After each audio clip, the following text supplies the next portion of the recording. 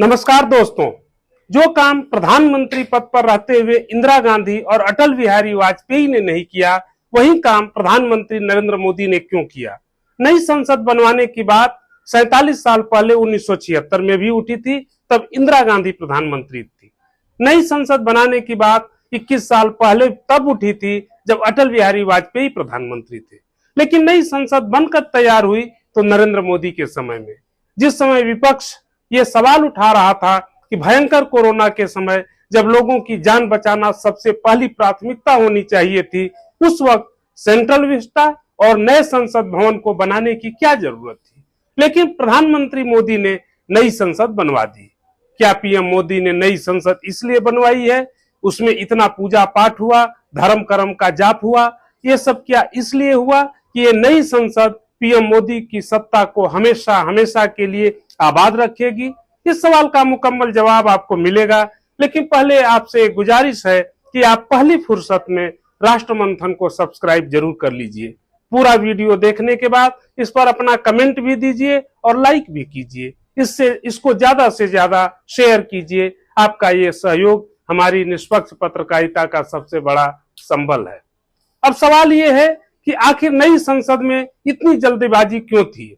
क्या ये पुराना काम था जो पहले ही कर लिया जाना था और नहीं हुआ, इसीलिए प्रधानमंत्री मोदी ने किया, या इसके पीछे वोट का कोई गणित है जिसे वाजपेयी या इंदिरा गांधी भांप नहीं पाए थे और मोदी ने उसको ताड़ लिया?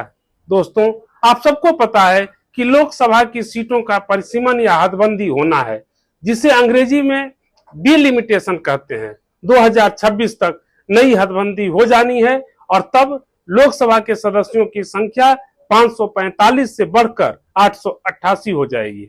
इस नई हदबंदी के पीछे भी राजनीतिक इतिहास है। आजादी के बाद 1951 में देश की आबादी 36 करोड़ थी और लोकसभा की सीटें थीं 487। 20 साल बाद 1971 में आबादी बढ़कर 55 करोड़ हो गई और नई परिसीमन में सीटें हो गई 543। लेकिन ये माना जा रहा है कि सीटें बढ़नी चाहिए। इस बीच इंदिरा गांधी ने इमरजेंसी लगाई, जनसंख्या नियंत्रण के लिए कड़े कानून बना दिए, लेकिन सख्ती ऐसी हुई कि नसबंदी एक बदनाम शब्द बनकर रह गई। लालू यादव तो अपने 9 बच्चों के पीछे यही दलील देते रहे हैं कि इंदिरा गांधी के जबरन नसबंदी और जनसंख्या नियंत्रण का विरोध करने के लिए इतने बच्चा पैदा उन्होंने कर दिए। आपको शायद इस पर हंसी आए, लेकिन सच ये भी है कि उस नसबंदी कानून का असर उत्तर भारत में कम, दक्षिण भारत में ज्यादा हुआ। लेकिन सरकार चला रही इंदिरा गांधी को तब लगा था कि आबादी पर काबू के लिए बनाए गए उनके कानून बढ़ती आबादी को रोक देंगे, और इसीलिए 1976 में सीटों की नई हदबंदी का काम 26 साल के लिए बढ़ा दिया गया, यानी 2002 तक के लिए। लेकिन 2002 आते आते कांग्रेस की हाथ से सत्ता खिसक चुकी थी। बीजेपी की अगुवाई में एनडीए सरकार का नेतृत्व अटल बिहारी वाजपेयी कर रहे थे। वाजपेयी ने भी इस काम को हाथ नहीं लगाया, बल्कि 24 साल का एक्सटेंशन दे दिया, यानी 2026 में परिसीमन का काम होगा। अब प्रधानमंत्री नरेंद्र मोदी की सरकार में परिसीमन का काम होने की संभावना है, और अगर वो परिसीमन हो गया तो 2029 में संसद की रूपरेखा बदल जाएगी। लोकसभा और राज्यसभा के सदस्यों की संख्या बढ़ जाएगी। बढ़ती आबादी को उचित प्रतिनिधित्व देने के लिए संसद सदस्यों की संख्या बढ़े, इसमें किसी को क्या गुरेज हो सकती है? लेकिन गुरेज है, और उस गुरेज में भी घनघोर पॉलिटिक्स है, वोट वाली पॉलिटिक्स, जो बहुत हद तक जायज भी है और कुछ हद तक नाजायज भी है। दोस्तों, हम इसी मुद्दे पर आते हैं। अब की बार परिसीमन आबादी के हिसाब से होने वाला है। अगर ऐसा हुआ तो उत्तर भारत से लोकसभा की सीटें बहुत ज्यादा बढ़ जाएंगी, जबकि दक्षिण भारत में कम हो जाएंगी। दक्षिण भारत के लोगों की असली चिंता इसी बात की है। अभी उत्तर भारत से लोकसभा के लिए 216 सांसद हैं, लेकिन परिसीमन के बाद यह अनुमान है कि यह संख्या 398 हो जाएगी, यानी करीब 84% वृद्धि सीटों के हिसाब से हो जाएगी। वहीं दक्षिण भारत में लोकसभा के 129 सांसद हैं, जबकि परिसीमन के बाद अनुमानित संख्या 184 हो जाएगी, जो वृद्धि करीब 45% के बराबर होगी। दक्षिण भारत के लोग यही सोचकर डर रहे हैं कि परिसीमन में अगर आबादी के हिसाब से सीटों का गणित बिठाया गया तो संसद में उनकी आवाज और उनका अधिकार दोनों ही बहुत कमजोर हो जाएंगे। वो सवाल पूछ रहे हैं कि क्या उनका गुनाह यही है कि उन्होंने आबादी पर नियंत्रण रखा? क्योंकि सेंसस ऑफ इंडिया के मुताबिक राजस्थान, बिहार जैसे राज्यों में 1971 से 2011 के बीच जनसंख्या वृद्धि दर 150% से भी ज्यादा रही, जबकि मध्य प्रदेश, उत्तर प्रदेश, हरियाणा, झारखंड, गुजरात जैसे राज्यों में 130 से 150% के बीच रही। वहीं दक्षिण भारत में तमिलनाडु में जनसंख्या वृद्धि दर 75% रही और केरल में 60% से भी कम। ये उस केरल की बात है जहां मुस्लिम आबादी करीब 26% है और जिनके बारे में ये गलतफहमी पैदा की जाती है और बनाई गई है कि मुसलमान ही ज्यादा बच्चा पैदा करते हैं।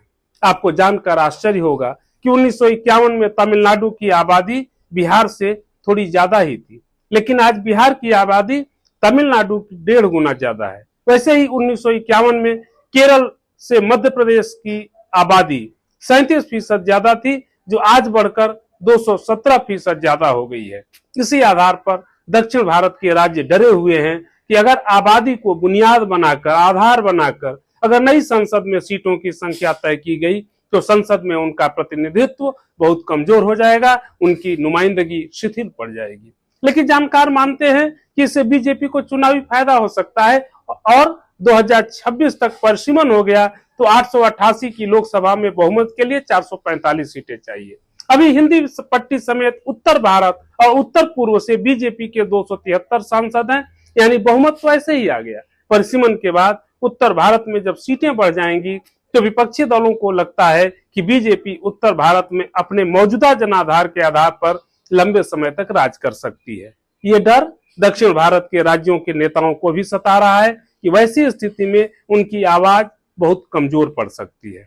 अगर दक्षिण भारत के बगैर ही दिल्ली का राज चल जाएगा तो उनको दिल्ली से मिलने वाली मदद भी कमजोर पड़ सकती है और इसीलिए वो आवाज उठा रहे हैं कि क्या जनसंख्या नियंत्रण करना, देश की जीडीपी में अहम भूमिका निभाना, यही उनका गुनाह है?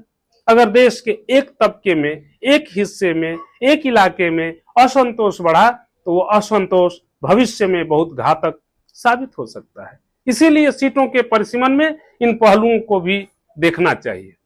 अब अगर विपक्ष की आशंका सही है कि बीजेपी उत्तर भारत में इस कदर सीटें बढ़ाना चाहती है कि इसी से उसके बहुमत का काम चल जाए, तो क्या होगा?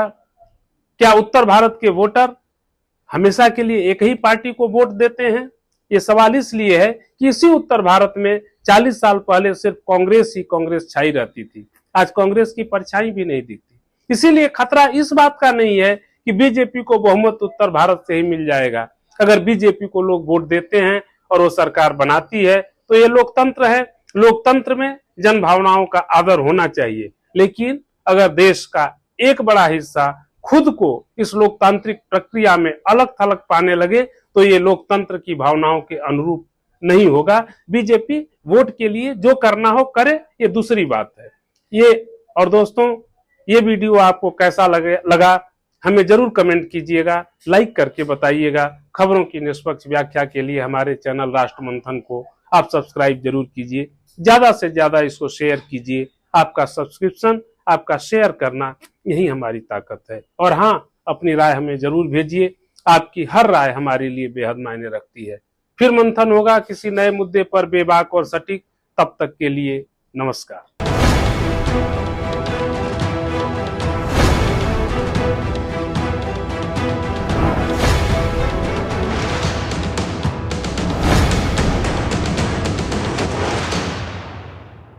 सत्य हिंदी का ऐप डाउनलोड करें गूगल प्ले स्टोर पर।